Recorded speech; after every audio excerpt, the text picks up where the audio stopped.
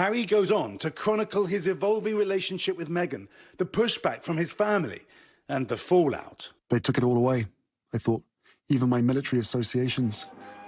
I'd no longer be Captain General of the Royal Marines, a title handed down by my grandfather. Furthermore, the statement continued, we'd no longer be doing any service whatsoever for the Queen. They made it sound as if there'd been an agreement between us. There was nothing of the sort.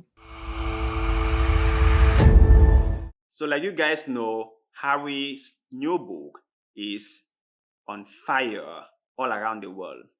Like that's what everyone is literally talking about. Harry's memoir is like the #1 topic on social media. And from the records that we are getting, it's the best-selling book so far in England. And it is the #1 most listened audiobook on the major audiobook streaming platforms. So let's watch this short video and get to hear what people are saying about this book. For many, fascinated by the lives of British royals, tonight is a pretty good night.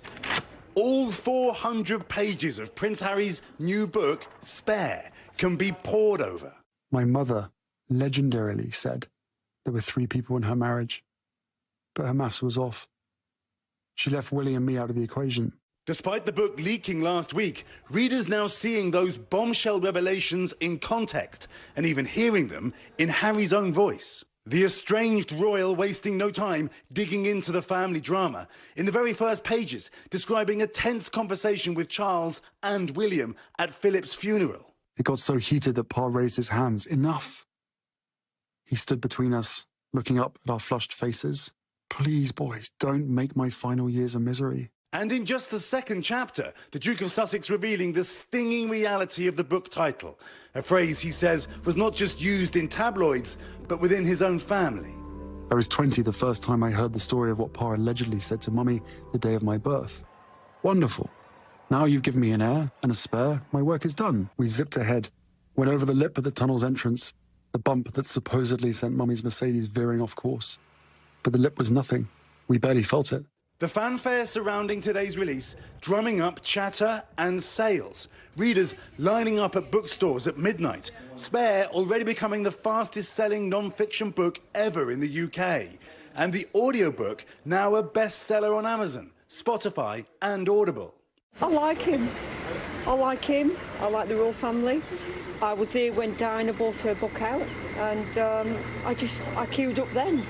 And now I'm queuing up again, and I'm enjoying myself. But some readers not so keen on the full court press the prince is now pushing on Buckingham Palace. When this whole story broke, right, I thought that people would not be interested in Harry's book.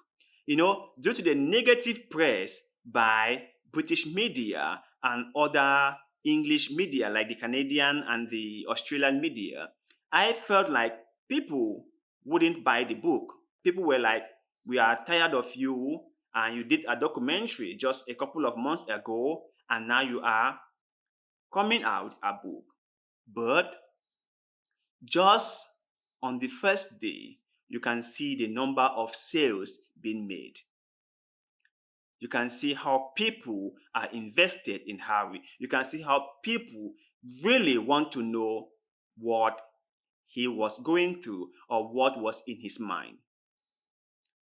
People really want to know what is his situation, his condition, and stuff like that.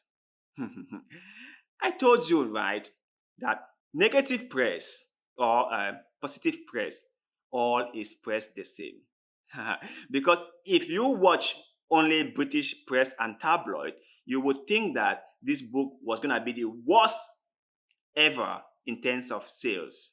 If you have been following the British press with all their negative headlines about Harry and Meghan, you would think that everyone disliked them. You would think that everyone don't want to have anything to do with them. Or if you even listen to Piers Morgan, someone I really like, but he has his own reservation about Harry and Meghan, which for that I respect. But if you followed him or if you listen to him, you would come to think that this book had nothing to offer and no need for people to buy it, and like people are not going to be interested in it.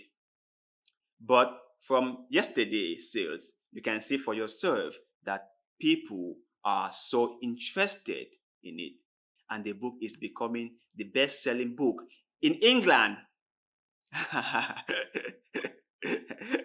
In England, a place that the media paint a picture of Harry not being liked by most people.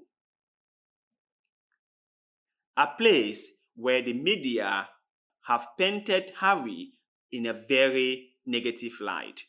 But you can still see how many people line up just to get a copy of the book. So I will have to tell you guys, do not believe everything you hear from the media.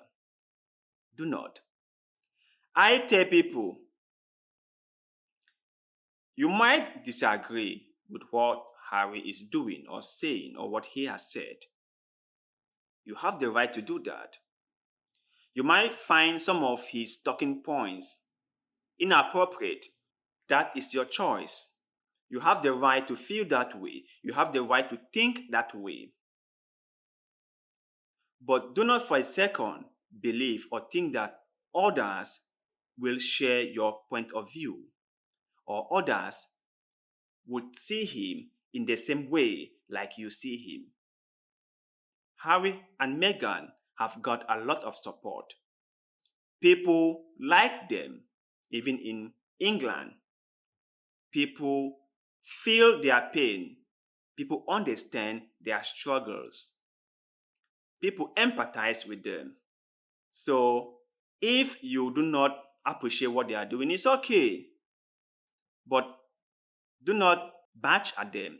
Do not go judging at them. Do not go calling them names. Because like I have said before, and I will say it again, it takes two to tango. There is always two sides to a story. Now, the royal family might not want to share their own side of the story, might not even want to get involved with all this, which is their right to do so, and no one can force them. And I have no problem with that. But the news media should stop giving all sorts of names to Harry's book.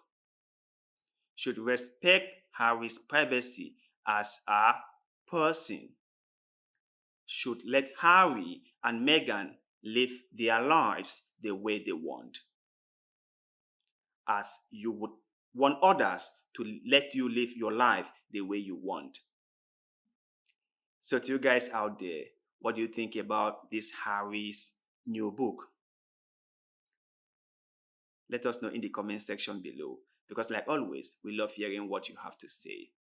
And also, please kindly like this video, share this video, follow our Facebook page, and most importantly, subscribe to this YouTube channel, because little bits of goodwill, like the one you are doing just now, helps the channel a lot, and we shall forever be grateful to you. So thank you very much for doing just that. And like always, see you in the next one. Cut.